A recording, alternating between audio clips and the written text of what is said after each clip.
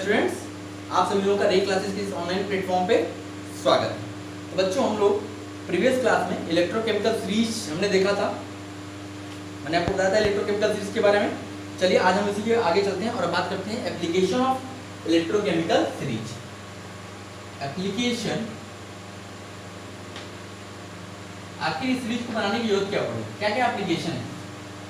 Application of ECS, electrochemical series. इसका मैं short form में लिखूंगा, आपको इसको याद रखना है, ठीक है। क्या क्या इसके एप्लीकेशन है, चलो तो हम बात करते हैं इसका पहला एप्लीकेशन। देखो, हायर इज द एसआरपी, मतलब जितना ज्यादा रिडक्शन पोटेंशियल ज्यादा होगा, जितना ज्यादा होगा of substance, more will be the tendency to reduce, वो उतना ही ज्यादा टेंडेंसी रखेगा रिड्यूस होने के लिए। जिसका स्टैंडर्ड रिडक्शन पोटेंशियल जितना ज्यादा होगा, वो अपने आप को उतना ही रिड्यूस करने की टेंडेंसी रखेगा, ठीक है। And hence substance will be stronger oxidising agent. तो इसका मतलब वो एक स्ट्रॉन्गर ऑक्सीडाइजिंग एजेंट होगा। समझिएगा ध्यान से, पहले लिख लीजिए तो आपको समझ आएगा। Higher is the SRP,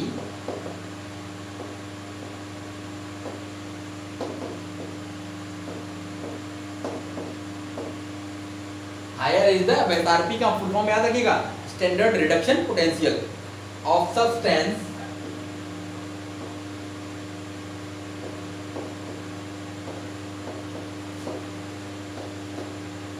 more will be the tendency to reduce, more will be the tendency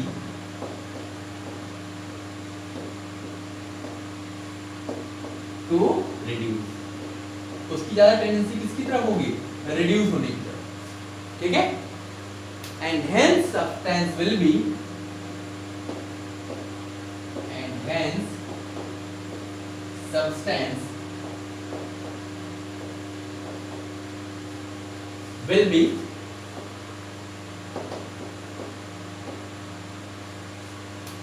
stronger oxidizing agent। तो वो क्या होगा, एक stronger oxidizing agent होगा।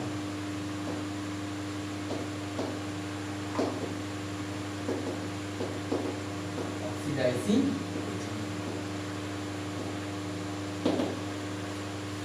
ठीक है। जो जिसका ज्यादा एसआरपी जितना ज्यादा होगा, स्टैंडर्ड रिडक्शन पोटेंशियल जितना ज्यादा होगी, जो आपका ईसीएस है, इलेक्ट्रोकेमिकल सीरीज है, वो स्टैंडर्ड रिडक्शन पोटेंशियल के टर्म में ही दिया गया है। तो जिसका जितना एसआरपी ज्यादा होगा, वो उतना ही ज्यादा टेंडेंसी रखेगा रिड्यूस होने की। इसका मतलब है वो उतना ही ज्यादा ऑक्सीडाइजिंग एजेंट अच्छा होगा, उतना ही स्ट्रॉन्गर ऑक्सीडाइजिंग एजेंट होगा, ठीक। इसी का उल्टा दूसरा लिख लीजिए भाई। दूसरा एप्लीकेशन क्या होगा, lower is the SRP of substance,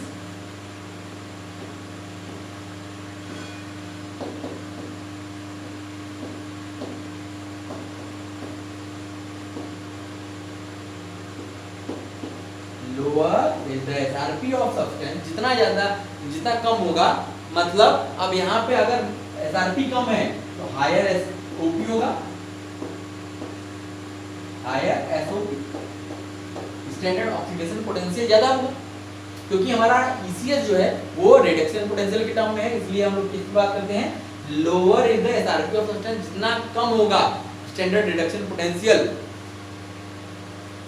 so higher will be the tendency for oxidizing, higher will be the tendency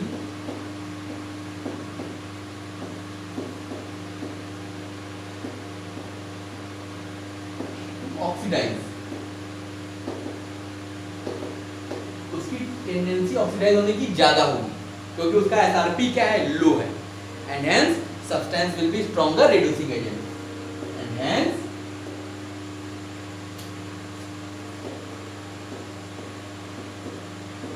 substance will be the stronger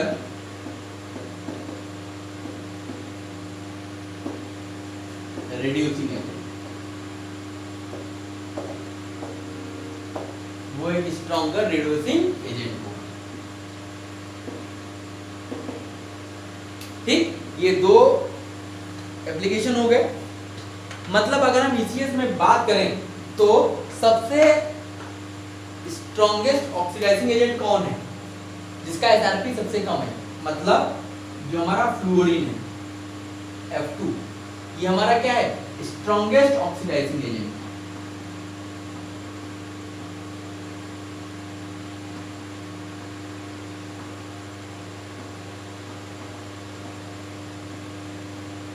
strongest oxidizing agent है, ये सबसे स्ट्रॉन्गेस्ट है। इसका एसआरपी क्या है?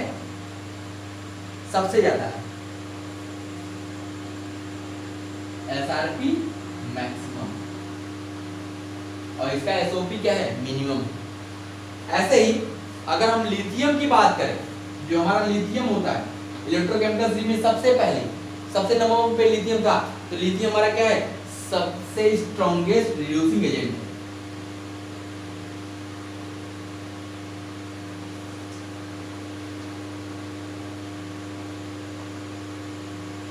Strongest reducing agent. इसका क्या है? SRP minimum.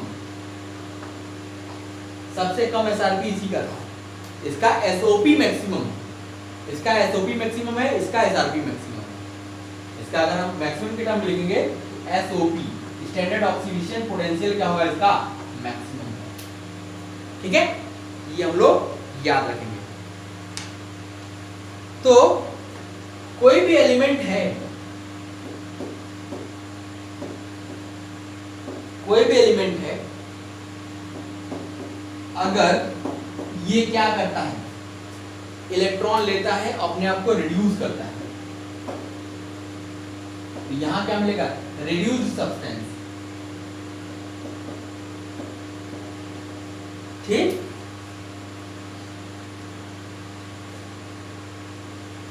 तो ये हमारा क्या है? ये जो एलिमेंट है ये हमारा ऑक्सीडाइजिंग एजेंट है। ये क्या है? ऑक्सीडाइजिंग एजेंट है। ये ऑक्सीडाइज होकर के खुद क्या हो रहा है? रिड्यूस हो रहा है। ये हमारा जो आएगा, ये हमारा क्या होगा? Reducing agent. ये हमारा क्या होगा? ये ऑक्सीडाइजिंग एजेंट है, वो रिड्यूसिंग एजेंट है। ठीक है, और इसका ये एसआरपी दिया होगा, स्टैंडर्ड रिएक्शन पोटेंशियल। तो इसको आप याद रखिएगा, कोई भी एलिमेंट ऑक्सीडाइज हो जाता है, ऑक्सीडाइज को रिड्यूस हो गया, ये हमारा ऑक्सीडाइजिंग एजेंट हो गया, वो हमारा रिड्यूसिंग एजेंट हो गया। जैसे अगर हम बात करें, जैसे हम बात करें कि हमने लिया फ्लोरीन F2, ठीक, इसने 2 इलेक्ट्रॉन लिया और ये किसमें कन्वर्ट हो गया? 2f माइनस में, 2f माइनस में। तो यहाँ पे इसका एसआरपी आप देखोगे, ये गिवन होगा, ये है प्लस 2.78 प्लस 2.87 ठीक है। तो इसका एसआरपी देखिए क्या है, ये पॉजिटिव आ रहा है। अगर यहीं पे हम लोग लिथियम लेते हैं Li, और ये इलेक्ट्रॉन लेकर के क्या बना लेता है? लिथियम आयन, लिथियम मतलब ठीक है, Li ने इलेक्ट्रॉन लेकर लिथियम बना लिया, तो ये यहाँ पे एसआरपी क्या होगा? Minus 3.05 volt. ठीक है, ये हमारे 2 एप्लीकेशन हो गए, इसको नोट कर लीजिए। फिर हम तीसरे की तरफ बढ़ते हैं।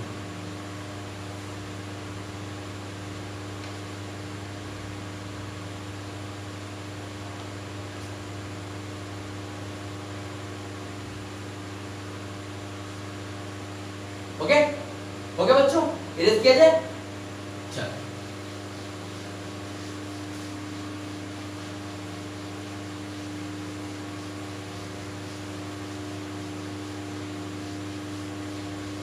हम एप्लीकेशन डिस्कस कर रहे हैं कि जो हमारा ECS है, इलेक्ट्रोकेमिकल सीरीज, उसका क्या एप्लीकेशन है। ये हम लोग डिस्कशन कर रहे हैं इसके बारे में।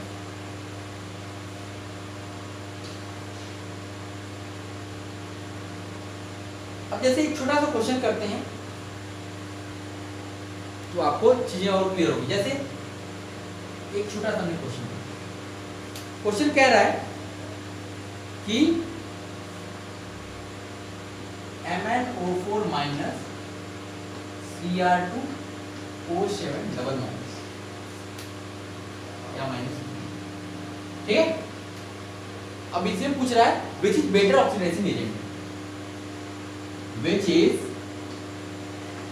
Better oxidizing agent.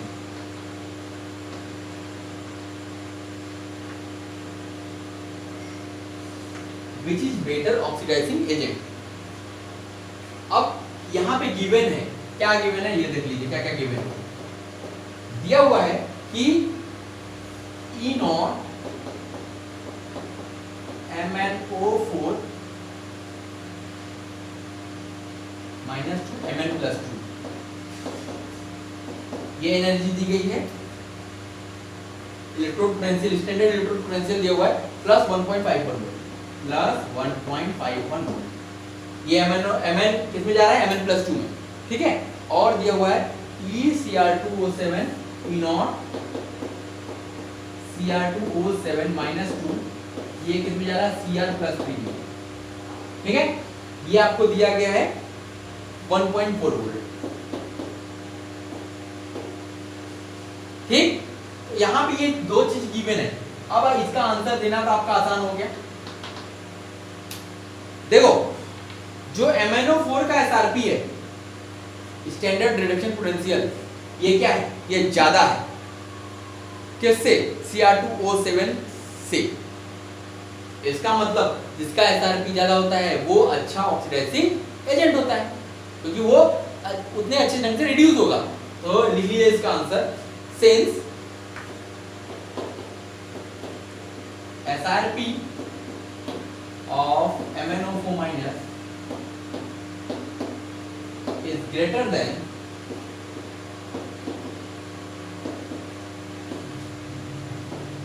SRP of, क्योंकि स्टैंडर्ड रिडक्शन पोटेंशियल ही तो है ये, Cr2O7 माइनस Cr2O7,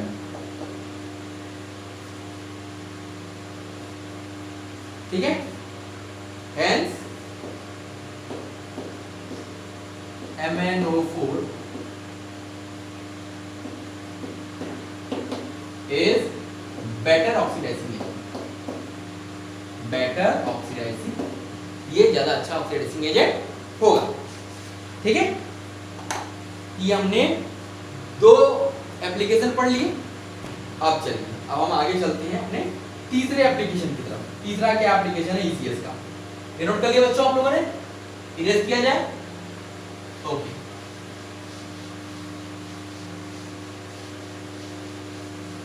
चलिए अब हम तीसरा एप्लीकेशन पढ़ते हैं। तीसरा एप्लीकेशन ECS का क्या है, for the construction of galvanic cell, for the construction of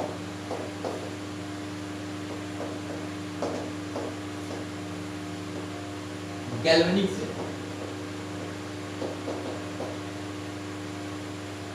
galvanic cell के कंस्ट्रक्शन के लिए anode should be higher up in the series. जो हम लोग एनोड लेते हैं वो सीरीज में हायर होना चाहिए, ठीक है।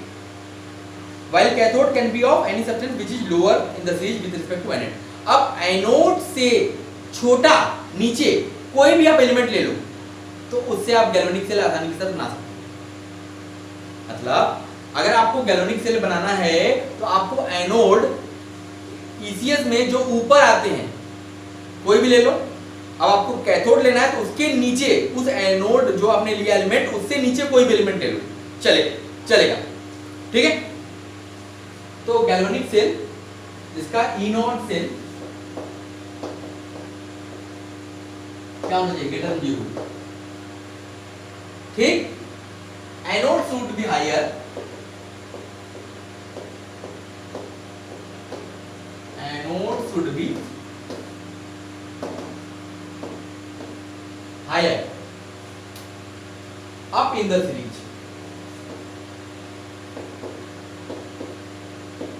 Higher up in the series, while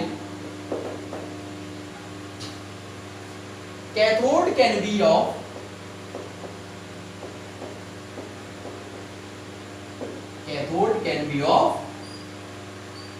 any substance,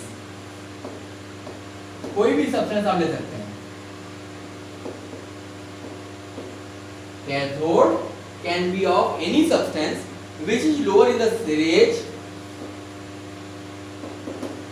which is lower in the series, lower in the series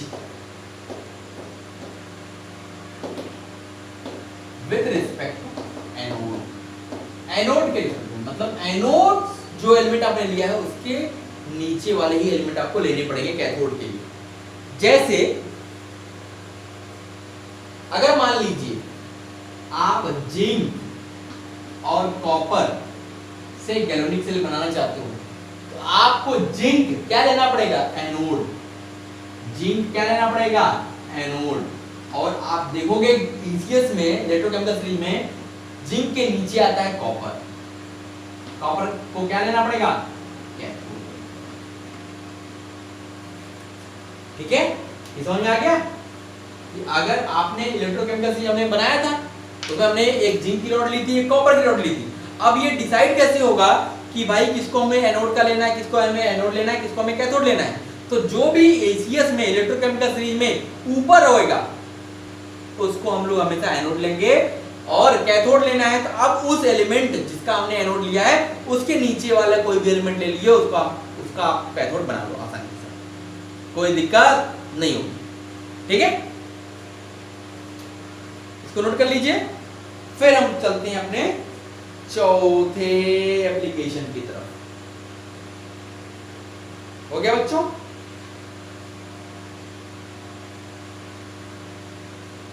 erase किया जाए। ओके,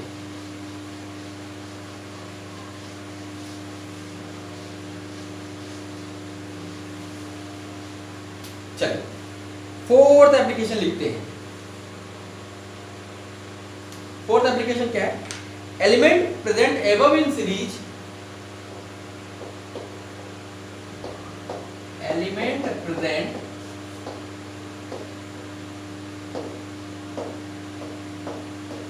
एबव इन सीरीज, जो भी एलिमेंट आपके ऊपर सीरीज में होते हैं, can displace element,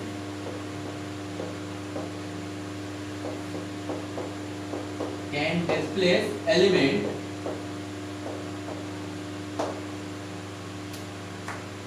present below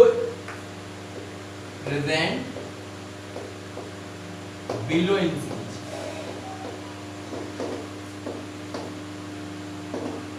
present below in series from its salt solution,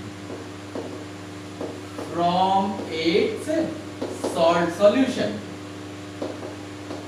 देखो इसका कहने का मतलब है कि अगर आपने कोई भी सॉल्ट सॉल्यूशन लिया हुआ है तो जो ऊपर के एलिमेंट्स हैं अगर उसमें नीचे के एलिमेंट भी हैं सॉल्यूशन में तो वो उसको नीचे वाले को डिस्प्लेस कर देगा, उसको हटा के अपने एक वाल ला देगा। जैसे एक एग्जांपल लेते हैं, जैसे आपने लिया जिंक और कॉपर सल्फेट, जिंक और कॉपर सल्फेट का सॉल्यूशन ले लिया। अब ये जिंक देखो क्या है, ऊपर आता है, कॉपर नीचे आता है, तो ये जिंक क्या कर देगा, कॉपर को डिस्प्लेस कर देगा। तो ये हमको क्या मिल जाएगा, ZnSO4 प्लस। लेकिन कभी गलती से ये आपको दिया हो Cu प्लस ZnSO4, तो गलती से ये मत बना देना कि CuSO4 प्लस Zn, ये आपका टोटली गलत है, ये गलत है, यहां कोई रिएक्शन नहीं होगा, नो रिएक्शन। क्यों रिएक्शन नहीं होगा, क्योंकि ये कॉपर क्या आता है, जिंक के नीचे आता है, तो ये इसको डिस्प्लेस कर नहीं सकता। हमने बोला कि इलेक्ट्रोकेमिकल सीरीज में जो एलिमेंट्स ऊपर आते हैं वही अपने नीचे वाले एलिमेंट्स को डिस्प्लेस कर पाएंगे सॉल्ट सॉल्यूशन। ये तो कॉपर तो नीचे आता है, ये अपने ऊपर वाले को कैसे डिस्प्लेस करेगा? जैसे क्लास में अब एक हट्टा कट्टा बच्चा है, वो खूब मोटा तगड़ा है, वो आया, आगे कोई पतला सा बच्चा बैठा, उसको हटा के अपने आप को बैठ जाएगा फर्स्ट बेंच पे, हटो हम बैठ जाएंगे, क्योंकि वो उसको हटा सकता है। लेकिन अब किसी दिन वो मोटा वाला बच्चा आगे बैठा हुआ पहले बेंच पे, वो पतला वाला बच्चा अब उसको हटा के बैठ नहीं सकता, क्योंकि उसको हटा ही नहीं पाएगा। तो वही चीज यहाँ भी है कि यहाँ भी ये जो कॉपर है ये तो नीचे है, ये जेडन को नहीं डिस्प्लेस कर पाएगा। हाँ, जेडन इस कॉपर को डिस्प्लेस कर सकता है। जेडन इस कॉपर सल्फेट सॉल्यूशन से कॉपर को डिस्प्लेस करके इसकी जगह अपने आप को बैठा लेगा। ठीक है, ये नोट कर लीजिए। फिर हम लोग चलते हैं अपने 5वें एप्लीकेशन की तरफ। देखिए बच्चों, अब हम आगे चलते हैं अपने 5वें एप्लीकेशन की तरफ। 5वां एप्लीकेशन क्या है? जब आप ECS में इलेक्ट्रोकेमिकल सीरीज में नीचे जाओगे, जैसे जैसे आप नीचे जाओगे तो इलेक्ट्रोपॉजिटिव नेचर जो होता है मेटल का जो इलेक्ट्रोपॉजिटिव नेचर है वो क्या होगा? डिक्रीज होता जाएगा। वो डिक्रीज होता जाएगा, इससे क्या होगा? उसकी रिएक्टिविटी भी कम होती जाएगी, उसकी रिएक्टिविटी भी डिक्रीज होती जाएगी। कैसे? अब ये देख लीजिए, पहले लिख लीजिए, on moving down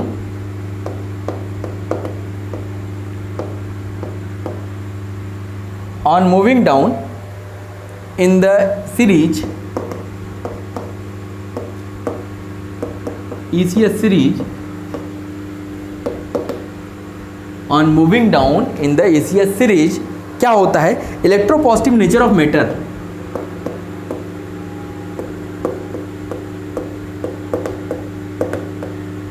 electropositive nature of metal decreases, nature of metal ये क्या होता है? डिक्रीज करता है, is decreases, hence their reactivity also decreases. इसकी वजह से क्या होगा? हैंस देयर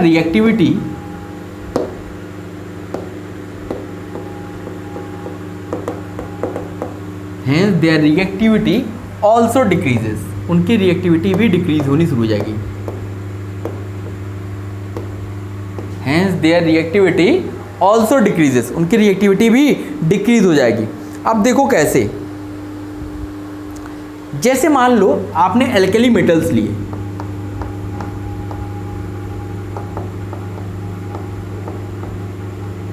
एल्कली मेटल्स लिया या एल्कलाइन अर्थ मेटल ले लो, एल्कलाइन अर्थ मेटल्स, ठीक। अब अगर इनके साथ आपने कोल्ड वाटर लिया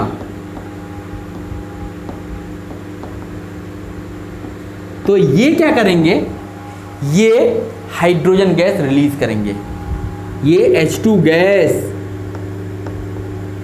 रिलीज कराएंगे, ये रिएक्ट करेंगे, ठीक। इस कोल्ड वाटर से ऑक्सीजन ले लेंगे और हाइड्रोजन गैस रिलीज होगी। ऐसे ही अगर मान लो आपने लिथियम लिया, आपने लिथियम लिया है और आपने क्या लिया है? H2O, कोल्ड वाटर लिया हुआ है, ठीक। तो अब ये क्या करेगा? ये Li जो होगा यहाँ से एक O और एक H ले लेगा और बना लेगा LiOH। ये क्या बना लेगा? LiOH बना देगा और आपके पास हाफ H2 ये गैस रिलीज होगी, ठीक है। लेकिन जैसे और भी, जैसे आपने ले लिया आयरन, कोबाल्ट, निकेल, जिंक, ये भी क्या होगा? ये जो है हॉट वाटर से, ये क्या करते हैं? हॉट वाटर से आपके हाइड्रोजन को रिलीज करेंगे, हाइड्रोजन गैस को रिलीज कराएंगे। लेकिन अगर आपने कॉपर लिया या सिल्वर ले लिया या गोल्ड ले लिया या मरकरी ले ली, ये स्टीम के साथ नो रिएक्शन।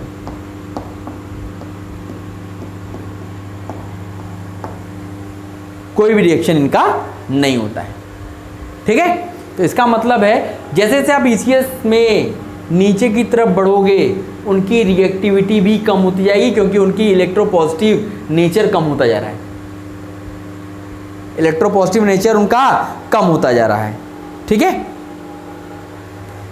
तो ये नोट कर लीजिए बच्चों। एक लास्ट एप्लीकेशन और बचा है, उसको भी देख लेते हैं, फिर आगे बढ़ते हैं।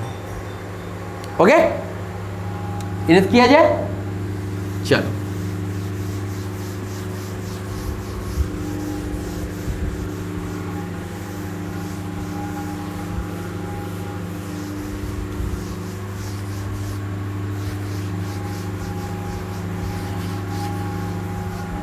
चलिए अब लास्ट जो हमारा एप्लीकेशन है उसको भी लिख लेते हैं। सिक्स्थ एप्लीकेशन हमारा कहता है कि मेटल प्रेजेंट एबव हाइड्रोजन, जो हाइड्रोजन के ऊपर जो मेटल प्रेजेंट है ईसीएस में, इलेक्ट्रोकेमिकल सीरीज में हाइड्रोजन के ऊपर जो मेटल प्रेजेंट है, will release hydrogen on reaction with dilute acid. वो डाइल्यूट एसिड के साथ रिएक्ट करके हाइड्रोजन गैस रिलीज करेंगे। लेकिन जो मेटल हाइड्रोजन के नीचे प्रेजेंट है वो हाइड्रोजन गैस रिलीज नहीं करेंगे। इसको लिख लीजिए, फिर हम एग्जांपल से समझाते हैं। लिखेगा metal present above hydrogen, metal present above hydrogen in ECS, electrochemical series में जो एबव हाइड्रोजन के ऊपर जो मेटल प्रेजेंट है, will release hydrogen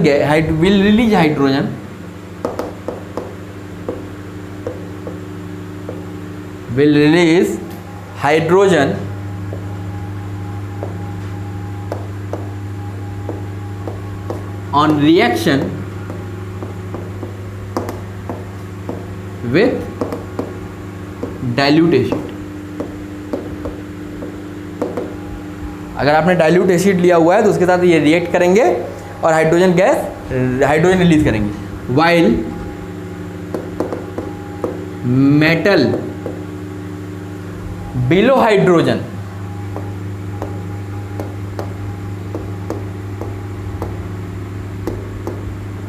while metal below hydrogen will not release।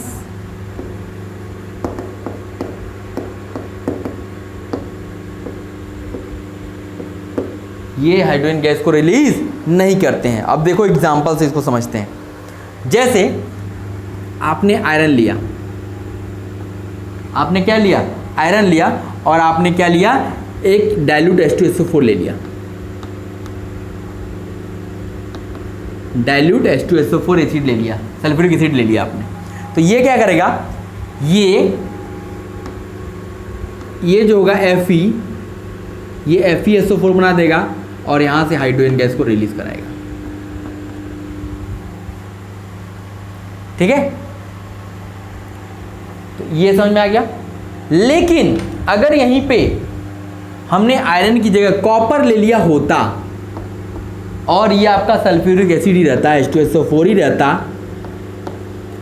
ये हमारा डाइल्यूट H2SO4 ही है, तो क्या ये हाइड्रोजन रिलीज करता? नहीं करता। तो यहां से नो रिएक्शन।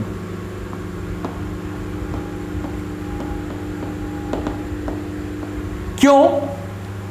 क्योंकि ये जो कॉपर है ईसीएस में हाइड्रोजन के नीचे आता है और ये आयरन है हाइड्रोजन से ऊपर आता है। तो ऐसे भी कॉन्सेप्ट लगा सकते हैं जो हमने पहला बताया था कि जो इलेक्ट्रोकेमिकल सीरीज में ऊपर होते हैं वो अपने नीचे वाले को डिस्प्लेस कर सकते हैं। वो भी लग गया कॉन्सेप्ट यहाँ पे। ये इसको डिस्प्लेस कर देगा क्योंकि ये इसके ऊपर आता है, ये इसको डिस्प्लेस नहीं कर पाएगा क्योंकि ये इसके नीचे आता है। ठीक है, ये भी हम कॉन्सेप्ट लगा सकते हैं। ठीक है, तो यहाँ पे इसमें नो रिएक्शन होगा लेकिन यहाँ पे ये हाइड्रोजन को रिलीज करेगा। ठीक है, नोट कर लीजिए बच्चों, ये हमारे एप्लीकेशंस थे किसके, इलेक्ट्रोकेमिकल सीरीज के। समझ में आ गया? चलो इसको नोट कर लो, फिर हम आगे चलते हैं और बात करते हैं टाइप्स ऑफ गैल्वेनिक सेल की। नोट कर लिए बच्चों, इरेज किया जाए। चल अब हम बात करते हैं टाइप्स ऑफ गैल्वेनिक सेल की। टाइप्स ऑफ गैल्वेनिक सेल, तो हेडिंग डालिएगा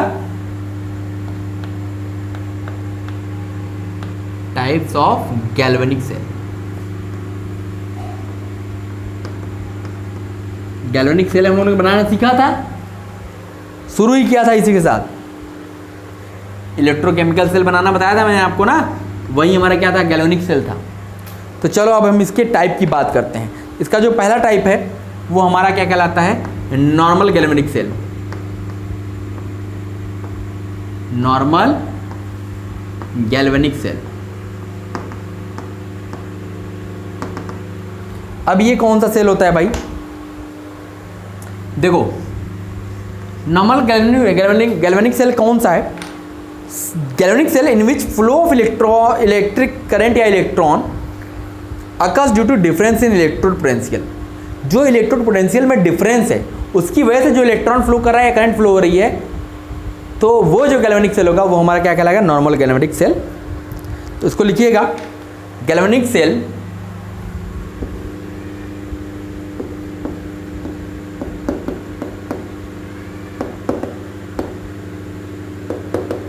in which flow of electron or current due to difference in electrode potential, due to difference in electrode potential, due to difference in electrode potential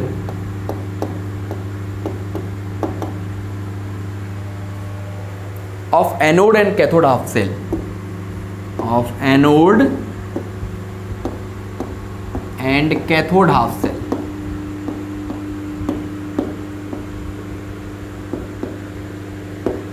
anode and cathode half cell.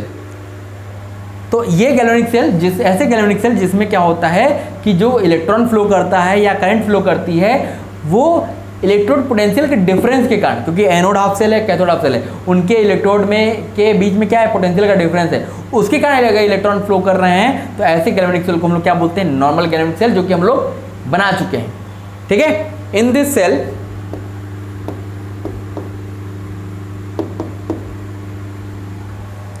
Anode and cathode half cell, anode and cathode half cell, anode and cathode half cell are of different element, are of different element. ये दोनों क्या होंगे, ये दोनों different elements के होंगे, are of different elements. वहां हमने लिया था ना, जिंक लिया था एनोड और कॉपर का लिया था कैथोड, कैथोड कॉपर का लिया था और एनोड जिंक का लिया था, जिंक रॉड लिया था। तो ये हमारे क्या होंगे, डिफरेंट एलिमेंट्स के होंगे। यहाँ पे जो ई नॉट सेल होगा ये कभी भी जीरो नहीं हो सकता। ठीक है, जैसे अब एक एग्जांपल की बात कर लेते हैं, जो हमने बनाया था उसी को लिख देते हैं। क्या बनाया था, ZnSO4, ये हमारा सॉलिड था, ये हमारा एक्वस था, बीच में क्या आया था हमारा, सॉल्ट ब्रिज आया था, फिर CuSO4 C, ये हमारा एक्वस और ये हमारा सॉलिड। ये हमारा जो था, ये इधर का देखो, ये इतना क्या कहलाता है, ये हमारा एनोड हाफ सेल, ये हमारा क्या है, एनोड हाफ सेल। ये हमारा क्या है, ये हमारा कैथोड हाफ सेल।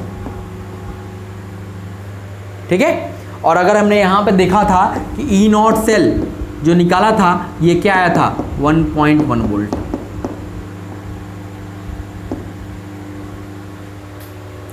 ठीक है, प्लस 1.1 वोल्ट हमने देखा था।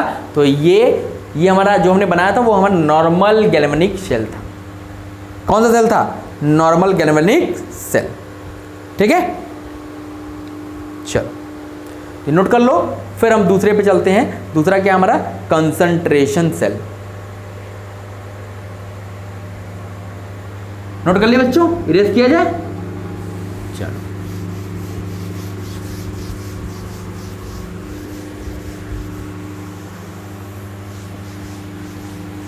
अब चलिए दूसरा डायग्राम डालिए। क्या था हमारा?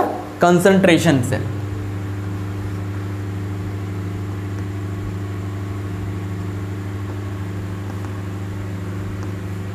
Concentration cell. अब ये कौन सा सेल है भाई? Galvanic cell, normal galvanic cell तो जो हमने बनाया था वही था हमारा। अब ये कंसंट्रेशन सेल क्या आ गया? तो cell in which flow of electron और current, cell in which flow of electron और current occurs due to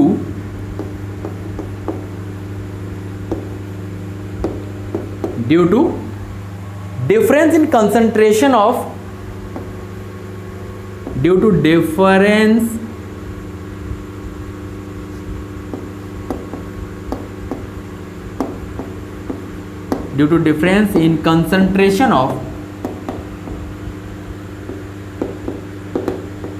to difference in concentration of both half cell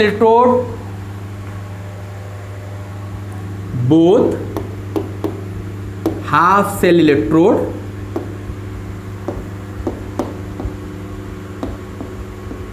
और इलेक्ट्रोलाइट। तो हमने क्या देखा कि cell in which flow of electron और current occurs due to difference in concentration of half cell electrode या electrolyte के concentration में डिफरेंस के कारण जो इलेक्ट्रॉन फ्लो होता है या करंट फ्लो होती है उसको हम लोग क्या बोलते हैं? Concentration cell. In this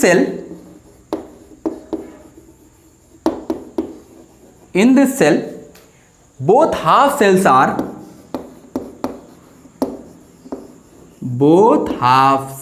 are जो दोनों सेल्स हो सकती हैं आर सेम टाइप, ये सेम टाइप के हो सकते हैं, same type as well as same element के भी हो सकते हैं या सब्सटेंस के। जो गैल्वेनिक सेल में था वहां पे क्या था कि हमें डिफरेंट आपको इलेक्ट्रोड्स लेने पड़ेंगे, ठीक है। लेकिन यहां पे क्या है, यहां आप बोथ सेम टाइप के सेल्स हाफ सेल ले सकते हैं और सेम एलिमेंट या सब्सटेंस के भी आप अगर आपने वो इलेक्ट्रोड ले लिए हैं तो भी आपका काम चल जाएगा, ठीक है। डिफरेंट उनके कंसंट्रेशन में होना चाहिए, ठीक है। जैसे तो यहां पे E0 सेल जो आएगा ये आपका 0 होगा और ये हमेशा 0 होगा, ये हमेशा 0 होगा, ठीक है। अब हम एक एग्जांपल की बात करें, अगर हम एक एग्जांपल की बात करते हैं, जैसे मान लिया हमने Zn:ZnSO4 ले लिया, ठीक है। ये हमारा एक्वस है और इसका हमने कंसंट्रेशन C1 मोलर ले लिया, ओके। और हमने दूसरा जो सेल लिया है ये एनोड हाफ सेल हो गया, और हमने दूसरा भी हमने ZnSO4 ही लिया है, ये भी हमारा एक्वस है, लेकिन यहां पे इसका कंसंट्रेशन C2 मोलर ले लिया। अब कंसंट्रेशन का डिफरेंस हो गया तो इसका मतलब देखिए ये हमारा क्या हो गया, ये हमारा एनोड हाफ सेल हो गया। यहां भी हमने क्या लिया है, जिंक लिया है, यहां भी हमने क्या लिया है, जिंक लिया है, और यहां भी हमने क्या लिया है, जिंक लिया है। तो ये हमारा कैथोड हाफ सेल हो गया, ठीक। तो हम लोग इसको ध्यान रखेंगे, ठीक है। तो आज की क्लास के लिए बच्चों बस इतना ही, फिर अगली क्लास में हम लोग मिलते हैं तो इसके आगे की चीजें कंटिन्यू करते हैं। Okay, thank you.